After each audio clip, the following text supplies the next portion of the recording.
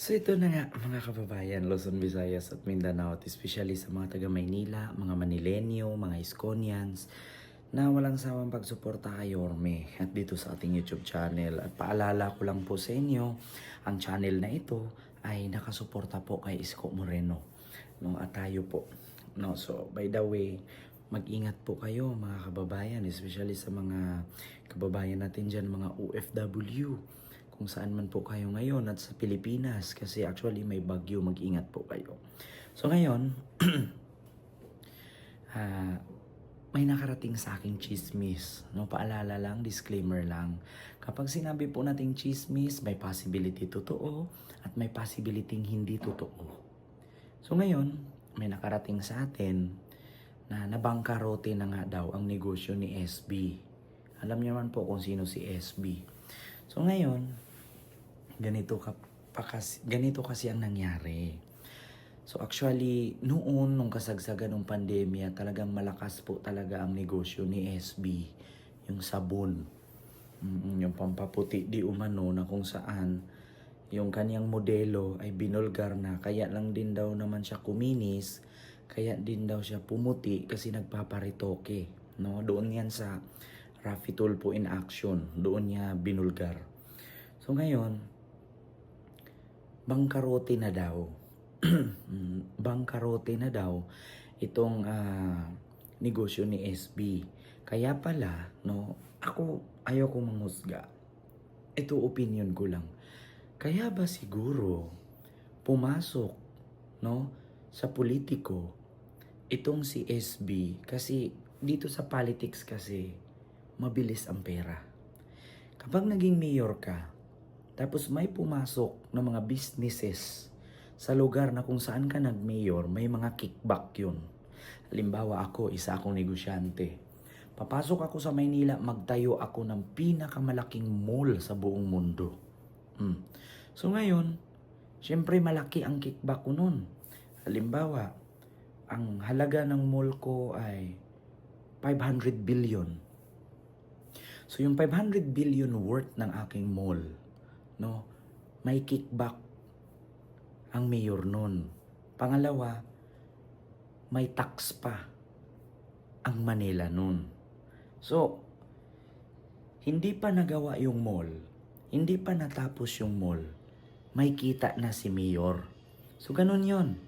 Hindi naman po illegal yan. Legal po yan na proseso yung ganyan. Kasi nga, kumbaga, parang nangligaw ka eh. Halimbawa ako, mayor ako. Tapos maganda ang aking lugar. Magandang tayuan ng business. So ngayon, merong mga negosyante mangliligaw sa akin.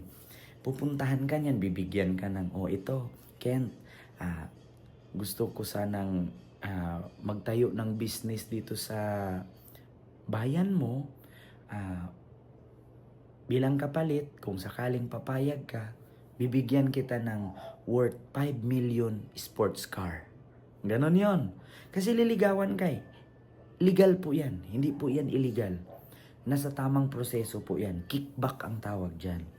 Halimbawa ngayon, meron namang isa, Kent, ikaw pala ang mayor dyan. Gusto kong magtayo din ng mga fast food dyan. Mga kainan katulad ng Jollibee, McDo, Chowking, kung ano-ano pa, Mang Inasal, 7-Eleven.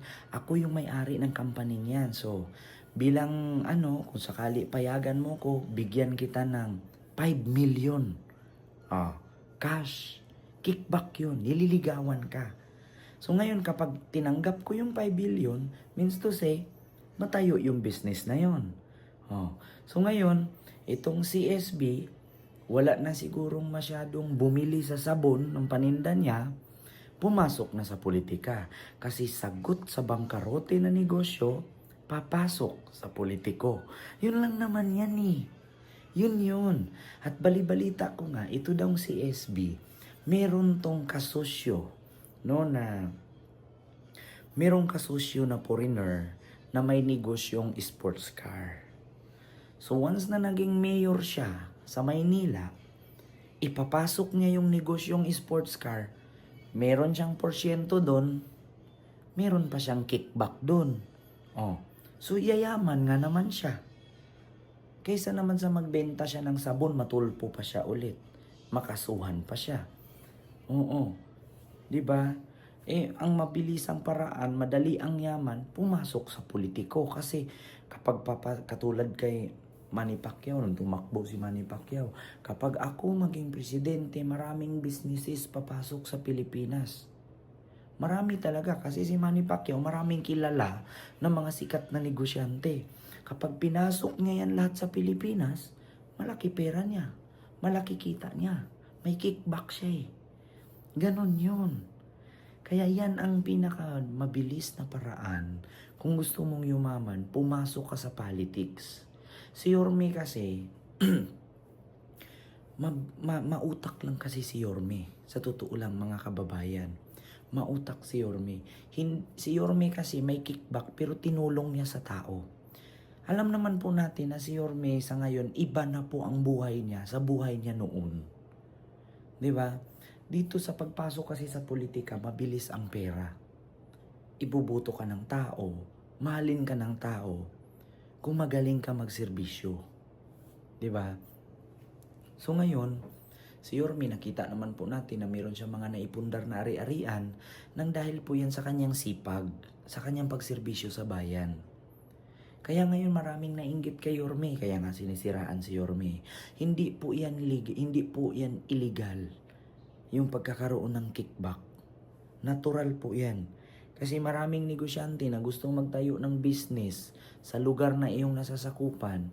Siyempre, bibigyan ka niya ng regalo, bibigyan ka ng dore, kumbaga parang nanliligaw sa'yo. So mga ganun ang patakaran sa politika. Kaya nga itong si SB, sagot sa bangkaroting negosyo, papasok sa politiko. Katulad nga sa nabalitaan ko. Sa yung issue, 'di ba, in-issue ngayon, binalik binuhay ni SB yung issue ni Yorme noon na bininta daw ni Yorme ang Divisoria Mall, or hindi, Divisoria nga lang sinabi niya eh. Actually ganito yan. Si Yorme kasi hindi pumapayag. Si Yorme may pagka-Biko Soto yan eh. Oh. Actually, kung naalala nyo po, merong nag-offer kay Yorme noon 5 million a day. 5 million a day. Wag lang niyang paalisin yung mga vendor sa kalsada. Wag lang niyang ibenta yung DB Mall. Bibigyan siya ng 5 million a day. Ngayon, hindi po pumayag si Yorme na tanggapin ang 5 million a day kasi mas pinili niya ang kapakanan ng Manilenyo. Una, hahayaan ni Yorme mapuno ang kalsada ng vendors. Hindi makakadaan yung mga jeep, mga motor. Wala nang pwesto ang sasakyan. Puro na lang nagbebenta. Puro na lang vendors. Pero may 5 million siya a day. So, hindi pumayag si Yorme. Anong ginawa ni Yorme? Nilinis ang Divisoria. Nilinis ang Quiapo. Nilinis ang Avenida. Lahat ng Maynila, tinanggal ang mga vendors na nakaharang sa kalsada. Pero take note, inoperan pala si Yorme nun. 5 million a day. Huwag mo lang tanggalin. Pero si Yorme, mas pinili niya ang tao. Hindi niya pinili ang illegal na kickback. Ganun yun. Mabilis ang pera sa Maynila. Kung gusto mo ng illegal, mabilis. Kung gusto mo ng legal, marami kang kalaban. Ako mismo magsabi sa inyo, kapag mabuti ang iyong ginagawa, maraming galit sa'yo. Kapag masama ang ginagawa mo, marami pa rin galit sa'yo. Pinili kasi ni Yorme, kapag gawin mo yung pagiging pulpul na politiko, galit sa'yo ang tao. Pero hindi sa'yo galit ang mga may-ari ng negosyo. Pero kapag ginawa mo yung mabuti, mahal ka ng tao, kahit maraming galit sa'yo na mga negosyante. Aanin mo yung pera. Milyon-milyon kinita mo. Hindi ka naman mahal ng tao. Mas pinili ni Yormeng ibenta ang DB Mall para iahon sa kahirapan ang Maynila kaysa tumanggap siya ng kickback. Gutom naman ang Maynila. Di ba? Dalawang klase ang pagyaman ng politiko kahit saang lugar. Kapag idaan mo sa illegal, mabilis kang yumaman. Kapag idaan mo sa legal, maraming magmahal sa'yo na mamamayan. So yun po yun. Bangkarote na kasi ang negosyo ni SB kaya papasok na siya sa politiko. Yun ang katotohanan. Tanungin nyo ngayon kung meron pa bang bumili sa sabon niya. Wala na. Kay Rosmar pa lang, natatabunan na siya. Kay Glenda pa lang, natatabunan na siya. Marami pang mga nagbebenta dyan. Natatabunan na si SB. Kaya sagot sa bangkarote na negosyo, papasok sa politiko. Yan po ang katotohanan. And I thank you, God first.